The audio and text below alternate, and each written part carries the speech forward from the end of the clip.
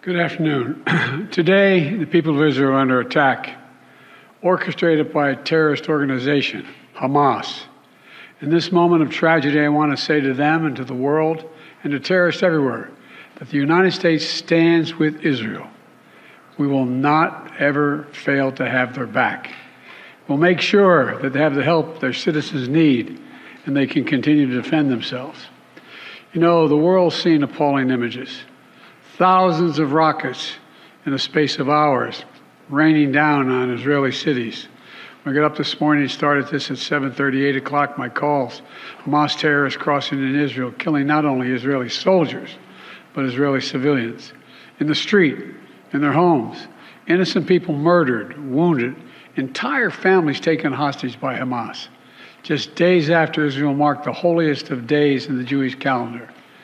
It's unconscionable.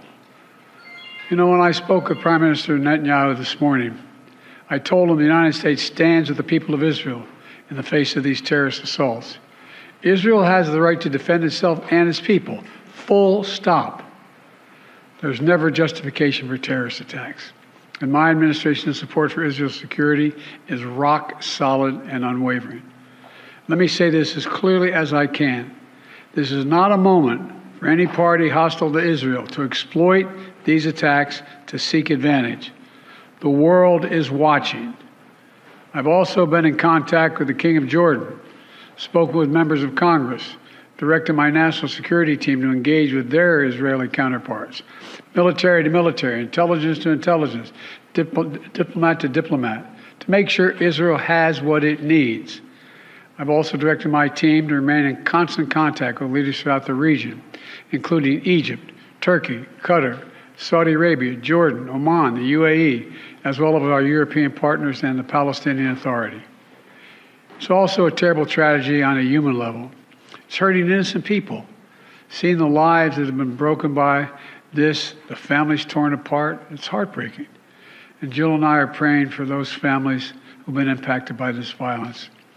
We grieve with those who've lost their loved ones, lost a piece of their soul. We have hope for swift recovery for many who have been wounded. But we're going to remain in close touch with Prime Minister. I personally am going to remain in close contact with Prime Minister Netanyahu as this situation continues to develop. And let there be no mistake, the United States stands with the state of Israel, just as we have from the moment the United States became the first nation to recognize Israel 11 minutes after its founding 75 years ago. Thank you very much.